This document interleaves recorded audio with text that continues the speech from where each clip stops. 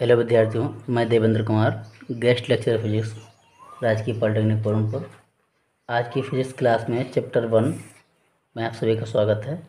पहला चैप्टर हमारा रहेगा तरंग गति व उसके अनुप्रयोग, यानी कि wave motion and it's applications. इसमें बच्चों हमारा पहला हेडिंग रहेगा तरंग गति। ठीक है, क्या रहेगा?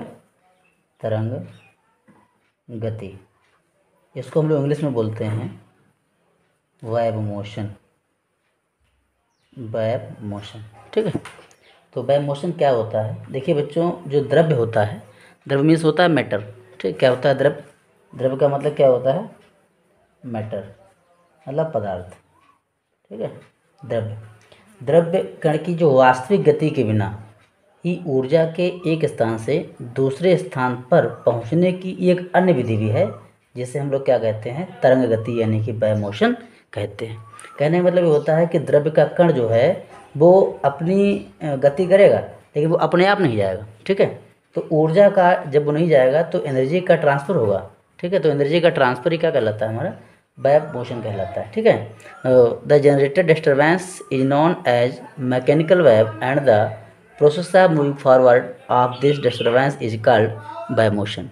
ठीक है, तो ऐसी गति में क्या होता है बेटा कि जो हमारा कण है उसकी वास्तविक गति के बिना ही ऊर्जा का ट्रांसफ़र जो होता है वो एक स्थान से दूसरे स्थान की ओर हो जाता है।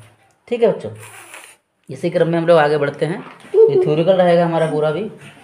ठीक है बच्चों, इसी क्रम में आगे देखते हैं। तो हमारा जो तरंगों की गति का वर्गीकरण होता है, इसके बाद हम करेंगे बच्चों बात की तरंग की गति कितने प्रकार की हो सकती है। तो तरंगों का जो क्लासिफिकेशन ऑफ वेव होगा, तरंगों की गति का वर्गीकरण। ठीक है, तरंगों का वर्गीकरण। ठीक है, इसको इंग्लिश में हम लोग बोलेंगे क्लासिफिकेशंस ऑफ वेव्स। तो इसमें बच्चों क्या होगा? तरंगों का वर्गीकरण जो होता है वो कई प्रकार से किया जा सकता है। ठीक है बच्चों, तो नंबर 1 तो ये हो जाता है माध्यम के अनुसार। पहले क्या अनुसार होगा बेटा? माध्यम के अनुसार। ठीक, माध्यम के अनुसार, according to medium. According to medium. ठीक है, पहला फर्स्ट टाइप रहेगा अकॉर्डिंग टू मीडियम। तो इसमें भी हमारा मान लिया जाए कि फर्स्ट एक पार्ट मान लीजिए हमारा कि है यांत्रिक वेव्स। ठीक है, मैकेनिकल वेव्स। नंबर 1 क्या रहेगा बेटा? यांत्रिक तरंगें। इसको इंग्लिश में क्या बोलेंगे बच्चों? Mechanical wave. क्या बोलेंगे? Mechanical waves. अब हमारी यांत्रिक तरंगें यानी कि मैकेनिकल वेव्स क्या होती हैं? देखिए, ध्यान देना बेटा। क्या होता है कि वे तरंगें जिनके संचरण के लिए, संचरण का मतलब होता है चलना, ट्रांसफर। ठीक है, वे तरंगें जिनके संचरण के लिए भौतिक माध्यम यानी फिजिकल मीडियम की उपस्थिति आवश्यक है। जिसके लिए क्या आवश्यक है? भौतिक माध्यम का होना जरूरी है। ठीक है, इन माध्यम में 2 गुण प्रत्यास्था और जड़त्व, ठीक है, इलास्टिसिटी एंड इनर्शिया का होना भी आवश्यक है। इन तरंगों की चाल माध्यम के इन दोनों गुणों पर ही निर्भर करती है। क्या होता है? यांत्रिक तरंगों के ट्रांसफर के लिए, चलने के लिए क्या होना चाहिए? भौतिक माध्यम होना चाहिए। क्या इंपॉर्टेंट है इसके लिए? भौतिक माध्यम। क्या जरूरी है? भौतिक माध्यम, फिजिकल मीडियम होना चाहिए। फिजिकल मीडियम क्या होता है? जिसको हम लोग देख पाएँ, जिसको हम लोग क्या करें? देख पाएँ, जिसको महसूस किया जा सके, तो हमारा फिजिकल मीडियम होता है। ठीक है, तो इसके लिए ये चीज़ आवश्यक है। ठीक है, उदाहरण के लिए बेटा जो है ध्वनि तरंगें हैं। ठीक है, कौन कौन सी एग्जाम्पल के तौर पर आ जाएंगे आपकी? ध्वनि तरंगें। कौन सी? साउंड वेव्स, ध्वनि तरंगें। ठीक है, और क्या होगा? भूकंप तरंगें हमारा। ठीक है बेटा, कौन सा? भूकंप तरंगें। ये सब क्या है? और मान लिया जाए किसी द्रव में या जल में यानी लिक्विड में, वाटर में जो वेव्स क्रिएट होती हैं वो सब हमारी क्या आएंगी? इसी के अकॉर्डिंग आएंगी। जल में उत्पन्न तरंगें। ठीक है, जल में उत्पन्न तरंगें, ये सब इसी में आ जाएंगे, है ना। तो ये हमारा पहला टॉपिक हो गया कौन सा? यांत्रिक तरंगें, मैकेनिकल वेव्स हो गया। ठीक है, ठीक है, तो मैकेनिकल वेव्स को क्या कर सकते हैं? The generated disturbance is known as mechanical wave and the process of moving forward of the disturbance is called wave motion. ठीक है बेटा, तो इसी क्रम में हम लोग आगे बढ़ते हैं। नेक्स्ट टॉपिक हमारा रहेगा वैद्युत चुंबकीय या अप्रत्यास्थ तरंगें, यानी कि इलेक्ट्रोमैग्नेटिक वेव्स। ठीक है बच्चों, तो ये क्या होती हैं, जैसे कि पहले वाली क्या होती थी यांत्रिक तरंगें, जिनके चलने के लिए माध्यम की आवश्यकता होती थी, वो क्या कहलाती थी, यांत्रिक यानी कि मैकेनिकल वेव्स कहलाती थी। और जिनके चलने के लिए माध्यम की आवश्यकता नहीं होती है, वो क्या कहलाती हैं, वैद्युत चुंबकीय यानी कि इलेक्ट्रोमैग्नेटिक वेव्स कहलाती हैं। ठीक है, जैसे कि एग्जाम्पल के तौर पर क्या रहेगा आपका, रेडियो वेव्स रह जाएंगी, एक्स वेव्स हो जाएंगी, ठीक है, गामा वेव्स हैं, ये सब क्या हो जाएंगी हमारी, ठीक है बेटा, क्या कहलाएंगी, वैद्युत चुंबकीय तरंगें कहलाएंगी। ठीक है, तो इसको हम लोग उस तरीके से अपन कर सकते हैं। ठीक है, there are also other such waves whose transmission does not require to process या प्रेजेंस ऑफ मीडियम, ठीक है, are called electromagnetic waves. Examples light waves हैं, रेडियो वेव्स हैं, एक्सरे हैं, गामा रेज हैं, ये सब हमारी क्या है, वैद्युत चुंबकीय यानी इलेक्ट्रोमैग्नेटिक वेव्स कहलाती हैं। बच्चों ध्यान रखना है इसको। इसी क्रम में बच्चों हम लोग इसका जो हमारा रहेगा तरंगों का वर्गीकरण, क्लासिफिकेशन ऑफ वेव्स, वो हम लोग कंपनों के आधार पर करेंगे। ठीक है, अकॉर्डिंग टू वाइब्रेशन। तो ये भी हमारे वाइब्रेशन के अकॉर्डिंग भी हमारी वेव्स जो होती हैं वो 2 टाइप्स की होती हैं। तो इसमें पहला हमारा बच्चों रहेगा, फर्स्ट हमारा रहेगा नंबर 1, फर्स्ट हमारा इसमें रहेगा बच्चों नंबर 1 रखेंगे हम लोग, वो रहेगा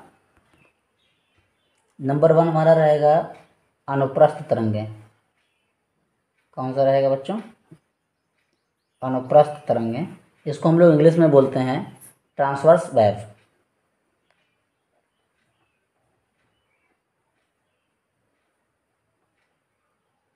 ठीक है, तो ट्रांसवर्स वेव्स क्या होती हैं, ध्यान रखना है कि जब यांत्रिक तरंगें यानी मैकेनिकल वेव्स के माध्यम के कण तरंग संचरण की दिशा के लंबवत यानी परपेंडिकुलर कंपन करते हैं, तो इस तरंग को हम लोग क्या कहते हैं, यांत्रिक तरंग कहते हैं। When the direction of vibration of particles of any medium is perpendicular to direction of wave transmission, the wave generated in the medium is called transverse wave। ठीक है, क्या होता है, जब यांत्रिक तरंगें जो होती हैं वो माध्यम के कण के संचरण की दिशा के कैसे परपेंडिकुलर लंबवत कंपन करती हैं, तो हमारी क्या कहलाती हैं बच्चों, वेव्स क्या कहलाती हैं, ट्रांसवर्स वेव्स कहलाती हैं। ठीक है, तो ये कैसे चलती हैं, ये हमारी जो है सुरंग और गर्त के अकॉर्डिंग चलती हैं, इस तरीके से कुछ ऊपर को उठेंगी और नीचे तरह से होती हुई इस तरीके से जनरेट होती हैं। ठीक है, तो इसको हम लोग जो ऊपर उठना है इसको हम लोग बोलते हैं बच्चों सुरंग। क्या बोलते हैं बच्चों, सुरंग, क्रेस्ट कहते हैं इसको, CREST, क्रेस्ट कहते हैं। ठीक है, और जो नीचे डाउन वाले को हम लोग थ्रो कहते हैं, THROUGH। ठीक है, इसको गर्त बोलते हैं। क्या बोलते हैं बच्चों, इसको गर्त कहते हैं। ठीक है, तो इसी क्रम में हमारा जो सेकंड टॉपिक इसका रहता है वो कहलाती हैं अनुदैर्घ्य तरंगें। कौन सी, अनुदैर्घ्य तरंगें। ठीक है, इसको हम लोग इंग्लिश में बोलते हैं लॉन्गिट्यूडिनल वेव्स। ठीक है, तो क्या होती हैं कि जब यांत्रिक तरंग के माध्यम के कण तरंग संचरण की दिशा के अनुदिश, पहली वाली कैसी होती हैं, परपेंडिकुलर, ये कैसी होती हैं, डायरेक्शन में अनुदिश कंपन करती हैं, तो इन तरंगों को हम लोग यांत्रिक तरंगें कहते हैं। ठीक है बच्चे, तो ये जो हमारी जो होती हैं वो संपीड़न और विलयन के रूप में चलती हैं, इस तरीके से चलती हैं, कभी कभी पास हो जाती हैं, कभी दूर हो जाती हैं, इस तरीके से।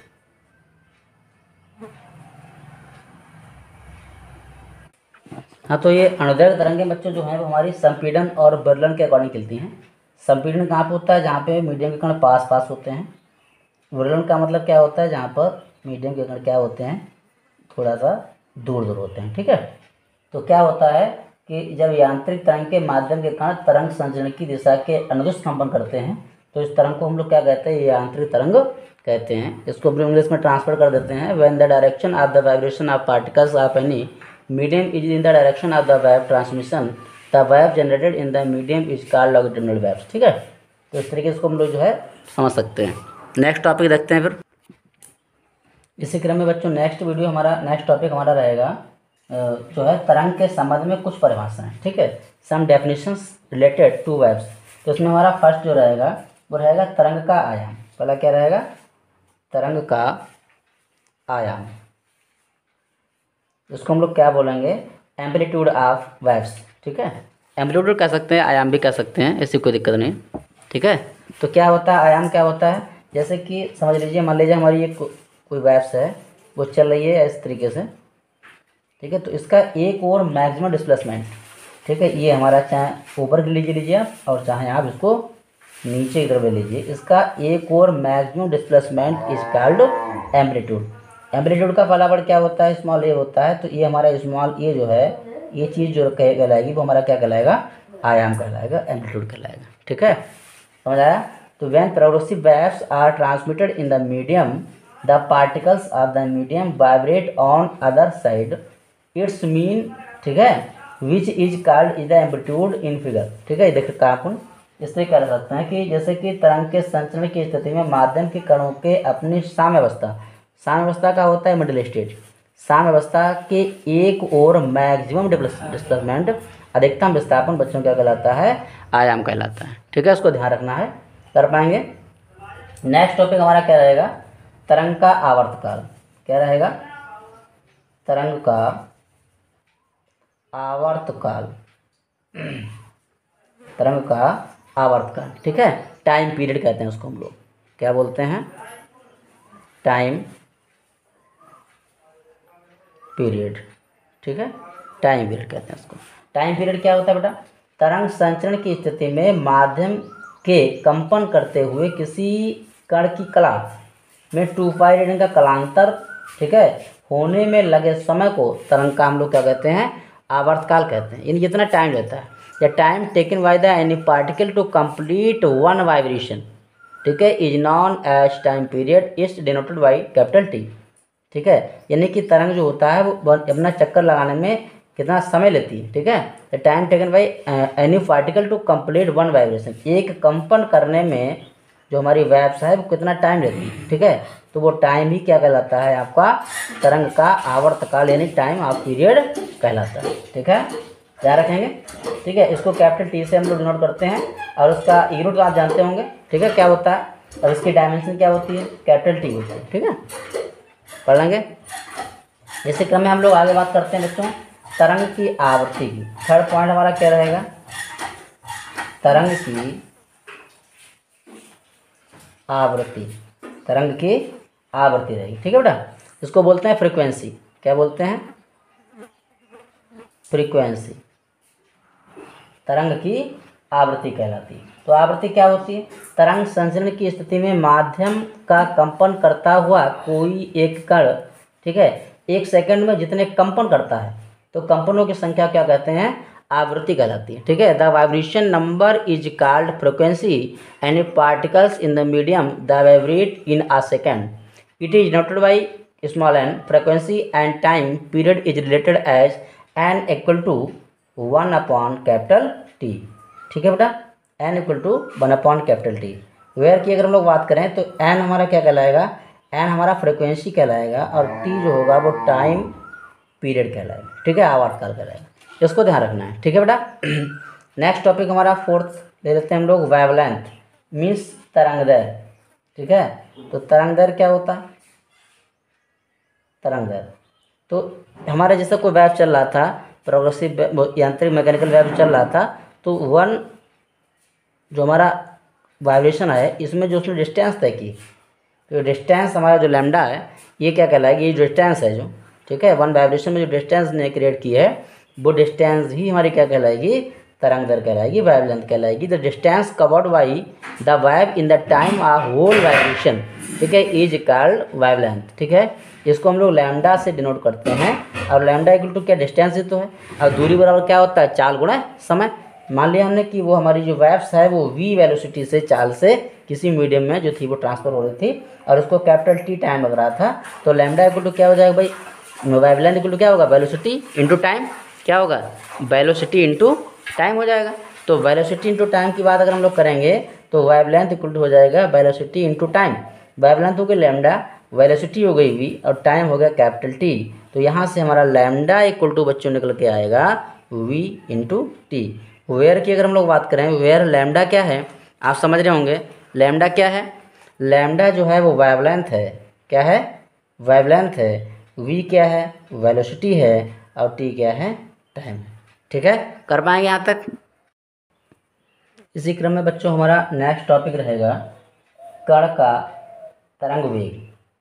क्या रहेगा, तरंग वेग, इसको हम लोग बोलते हैं वेव वेलोसिटी। क्या बोलते हैं? Wave velocity. ठीक है, तो वेव वेलोसिटी क्या होता, तरंग वेग क्या होता है? किसी तरंग में उत्पन्न विक्षोभ यानी वाइब्रेशन द्वारा 1 सेकंड में 1 सेकंड में जो हमारी कवर डिस्टेंस है वो क्या कहलाती है? तरंग चाल कहलाती है। यानी किसी तरंग में उत्पन्न विक्षोभ द्वारा 1 सेकंड में चली गई दूरी को हम लोग क्या कहते हैं? तरंग चाल कहते हैं। इसको v से डिनोट करते हैं। ठीक है, और चाल की आपको डेफिनेशन तो पता ही है और उसका यूनिट भी पता होगा। तो इसका बच्चों यूनिट जो रहेगा वो क्या रहेगा? मीटर पर सेकंड। क्या रहेगा? मीटर पर सेकंड। और इसकी डायमेंशन मीन्स विमा, इसकी विमा क्या रहेगी? मीटर क्या होती है? एल, सेकंड टाइम होती है टी। तो यहाँ से क्या निकल के आ रहा है? LT-1। ठीक है, और तरंग वेग कैसी क्वांटिटी है? वेक्टर क्वांटिटी होती है। ठीक है, ठीक है। The distance that a wave move in a second is called wave velocity, it denoted by v। ठीक है, इसको ध्यान रखना है। इसी क्रम में हम लोग एक इम्पोर्टेंट टॉपिक हमारा रहता है तरंग की आवृत्ति, चाल और तरंग दैर्ध्य में संबंध। तरंग की आवृत्ति, चाल व तरंग दैर्ध्य में संबंध। ठीक है,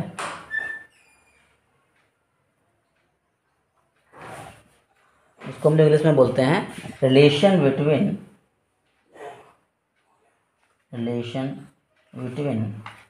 wave velocity, frequency and wavelength. ठीक है, शॉर्टकट में लिख दिया हमने, बाकी इसका हम PDF भी आपको बना करके भेज देंगे। ठीक है, तो हमने मान लिया किसी तरंग की चाल जो है वो कितनी है? v है। हमने मान लिया किसी भी तरंग की चाल कितनी है? v है। आवृत्ति फ्रीक्वेंसी n है। आवर्तकाल time of period capital T है। वेवलेंथ तरंग दैर्ध्य कितनी है बच्चों? लैम्डा है। तो तरंग दैर्ध्य की जो परिभाषा है उसके अकॉर्डिंग क्या होगा बच्चों? आप जानते हैं t सेकंड में तरंग द्वारा चली गई दूरी। ठीक है, t सेकंड में तरंग द्वारा चली गई दूरी। ठीक है, तो क्या आएगा? t सेकंड में तरंग द्वारा